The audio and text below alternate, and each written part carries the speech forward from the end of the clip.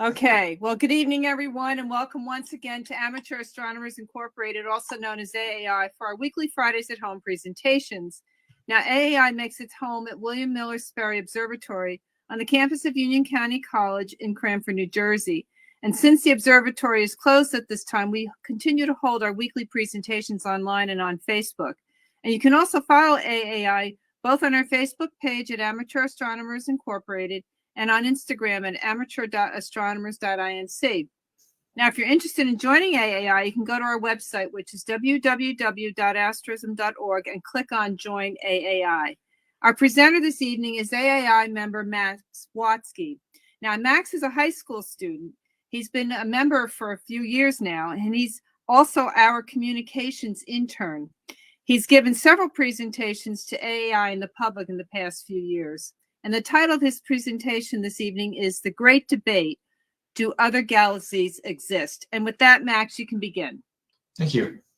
Hi, everyone. First of all, a happy Passover and a happy Easter to anybody celebrating. Tonight, I'm going to speak about one of the most interesting episodes in the history of astronomy, what is now called the Great Debate. On April 26, 1920, two giants of astronomy, Heber Curtis and Harlow Shapley, met at the Smithsonian Institute in Washington, D.C. to try to settle one of the most pressing scientific questions of the time. How big is our universe? In order to answer this question, the debaters had to address a controversial issue: whether there are other galaxies beyond the Milky Way, the only known galaxy at the time. This is the topic that I want to focus on tonight. Despite its lofty ambitions, the debate failed in several ways. It failed to determine whether there are other galaxies, and it even failed to approach the subject in a scientific manner. However, the debate is still important to learn about, particularly for aspiring scientists. The debate not only helped lay the groundwork for a modern understanding of galaxies and the universe as a whole, but it also serves as a case study in the scientific method and a window into the evolving science of astronomy. So, let me set the scene for you. The year is 1920. The Treaty of Versailles has just been signed, ending the First World War. Prohibition has gone into effect, although no one really paid any attention to it. And, if you'll excuse my pun, the Jazz Age was in full swing.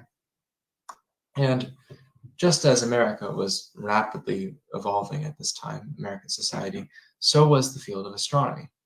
Thanks to new technology, the field of astronomy underwent massive changes in the early 1900s, moving from a science-based and qualitative observation to one built on hard, quantitative data. Chief among these technological advancements was the camera, which had come a long way since its invention in the early 1800s. By 1883, as seen in this image of the Orion Nebula, up in the upper right, we were able to photograph stars and structures that were invisible to the human eye. In addition, early photometers and spectrometers enabled us to precisely measure the amount of light coming from different astronomical objects at different wavelengths. Finally, advances in optics and mounting facilitated the construction of the first modern telescopes, and with them, the first modern observatories. These technological advancements helped astronomers make enormous scientific advancements in the early 1900s, like Hertzsprung and Russell's discovery that different types of stars had different relationships between their brightnesses and colors, and the theory of general relativity, which was proven through observations of stars during a solar eclipse.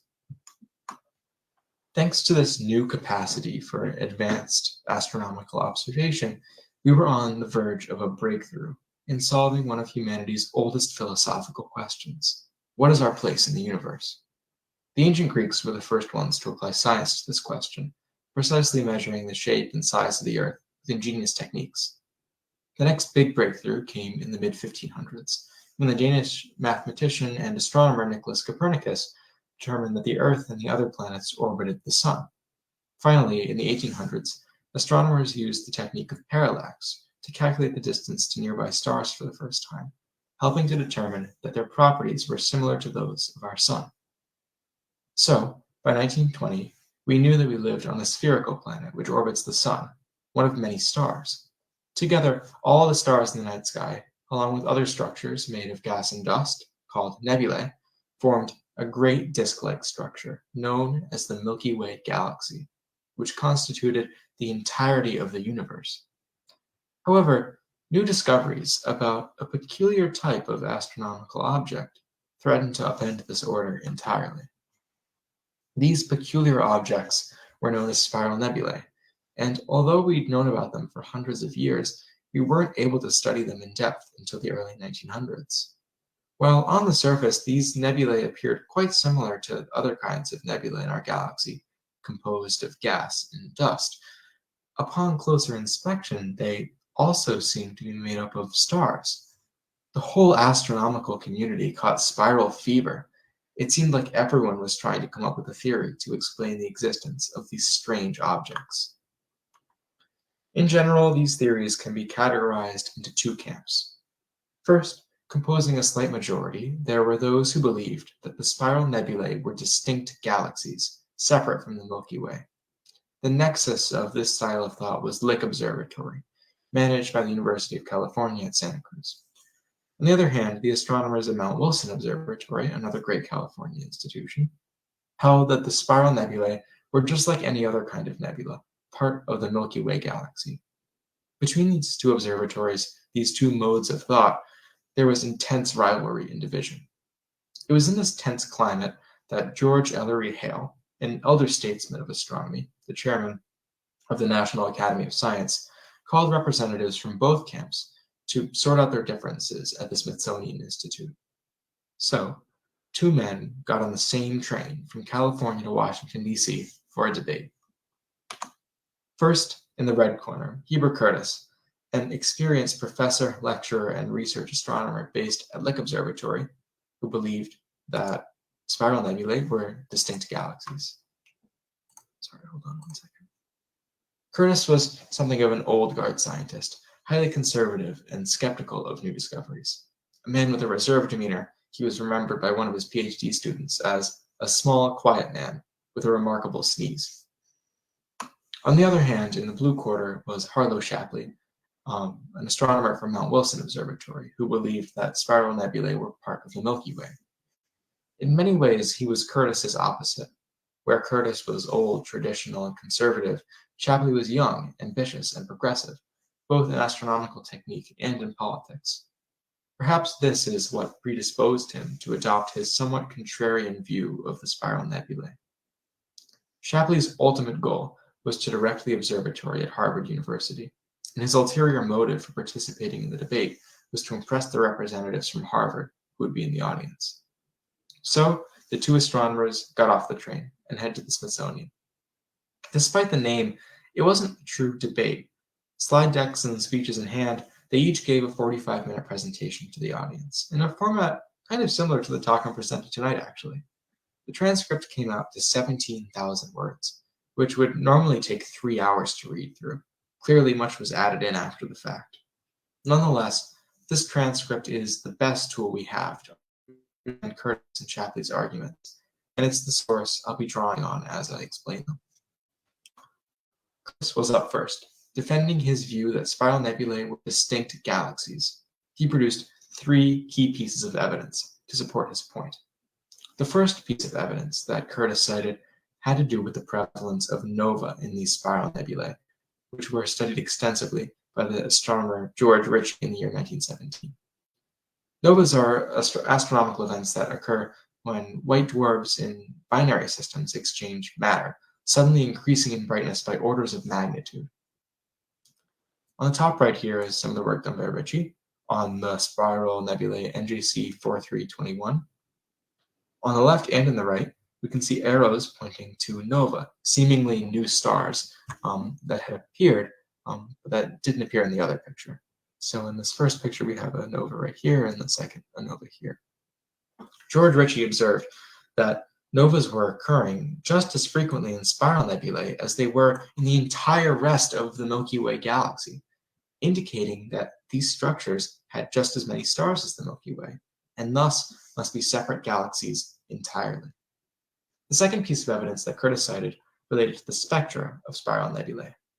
Spectra are tools that enable astronomers to study the different wavelengths of light that night sky objects emit and absorb.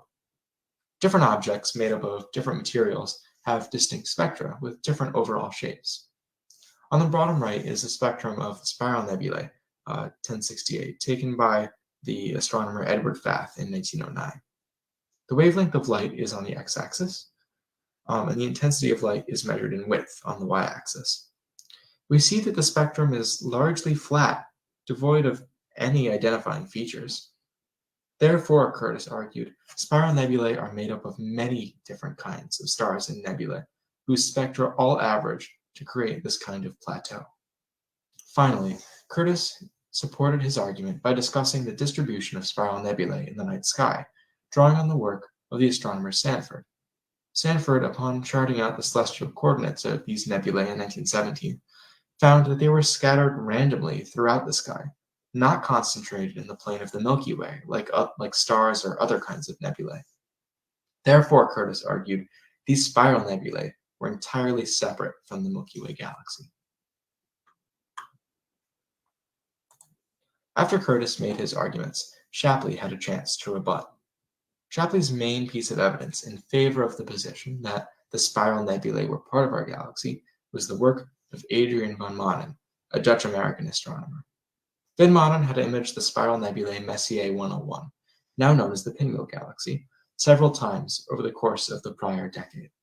Upon stacking the images together to create this picture, seen on the slide, Van Manen noticed that the nebula had rotated, marking where individual parts had moved with arrows. So we can see the entire structure of the galaxy rotating in this winded-up direction.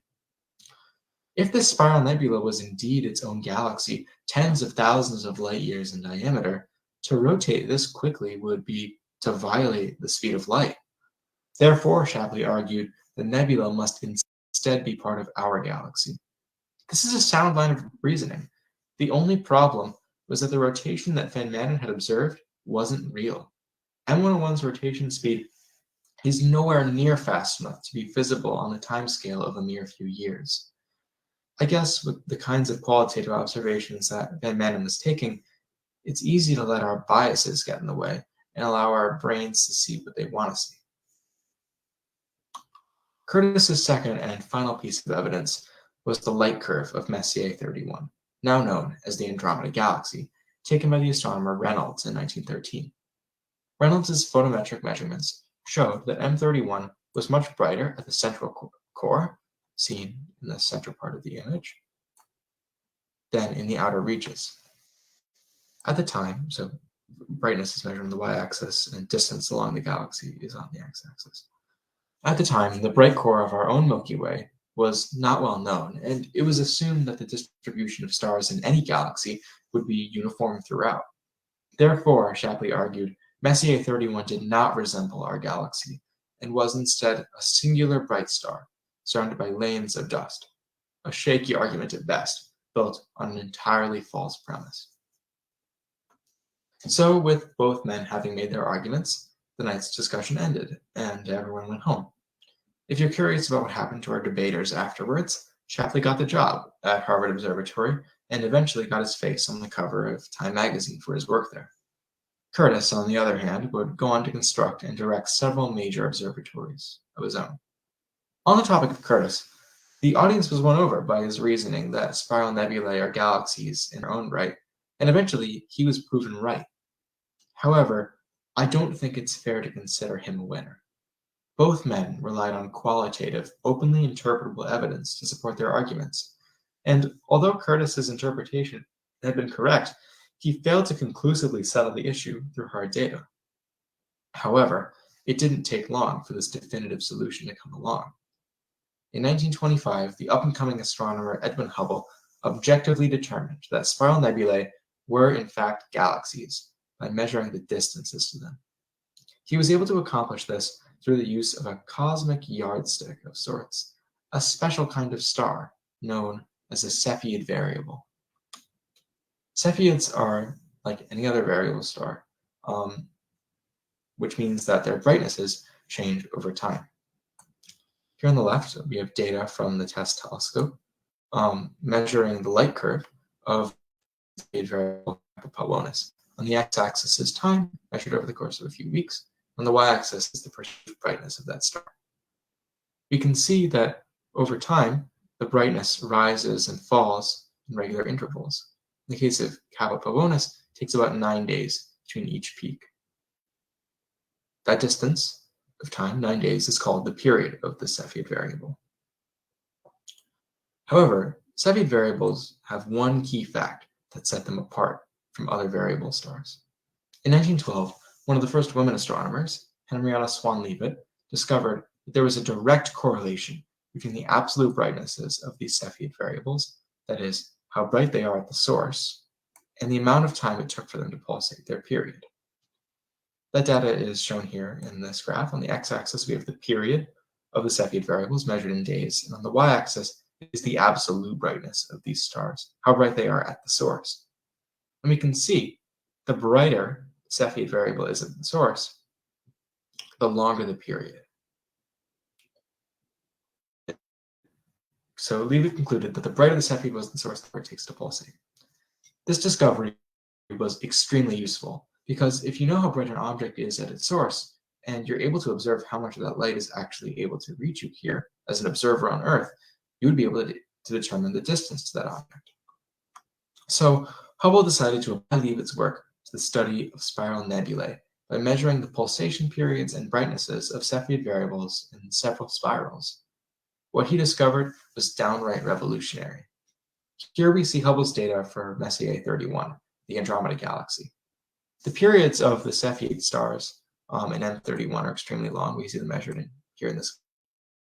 These periods are upwards of 50 days, which would indicate that they're extremely bright at their source.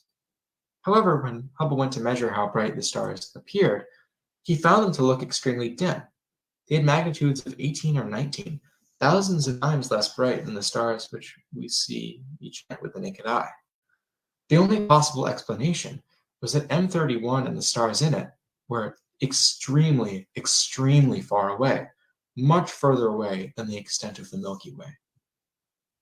Using Hubble's figures and Leavitt's equations, I was able to recalculate the absolute brightnesses of the Cepheid stars that Hubble observed, and from there, the distances to M31.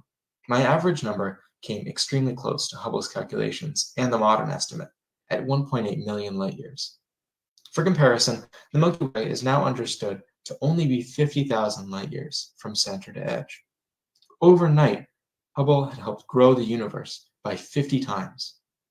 When Harlow Shapley received a letter from Hubble detailing this result, he finally admitted defeat. "Here is the letter," he said, "that destroyed my universe."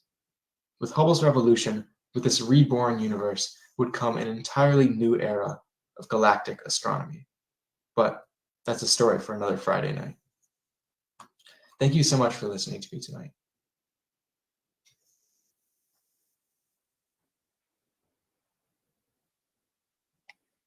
Thank you, Max. That was great. Very interesting. And I wanted to know if there's anybody here who has a question for Max. Again, no question. But as I said before, Max, again, great presentation. Keep up the great work. Thank you. Nancy, I think your hand is raised. Do you have a question? Yes, is it possible at all for there to be a spiral nebula in the Milky Way galaxy? So I suppose it would be possible to have a spiral-shaped nebula. We have planetary nebula, which are sort of in a ring shape, and I've seen pictures of planetary nebula that do have a big spiral structure. But this idea, this class of object called the spiral nebula, that we see in these kinds of pictures, it's not possible to have them in the Milky Way because they are by nature distinct galaxies. Thank you, Nancy. Anybody else have any questions? I just had a comment also on the first picture that introed the presentation. Oh yeah, I can pull that up if you'd like. It just amazes me that even though, the way the one before that, even just the cover sheet, I guess you would call it, or the page, that one, that we're able to envision what, I guess, is that the Milky Way and our other is that the Andromeda Galaxy and the other galaxies? It's Andromeda, yeah. Oh, that's the Andromeda. All right, so we can see the Andromeda Galaxy and its sister galaxies, I guess. Yeah. All right. Yeah, I have seen the Andromeda Galaxy with the naked eye from Vermont. It looks like a big smudge, Yeah. but you can see it with the naked eye.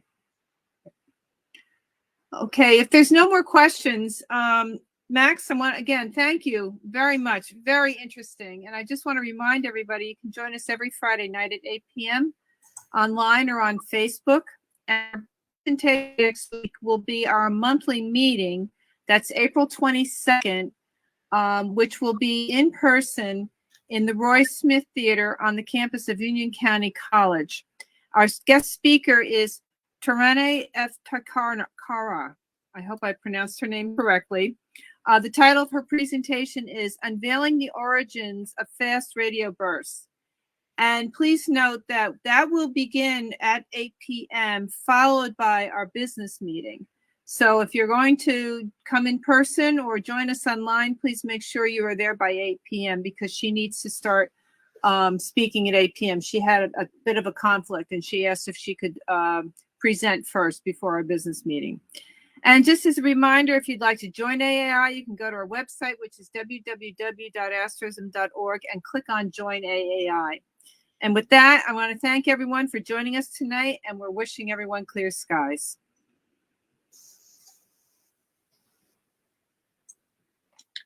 Ending the broadcast.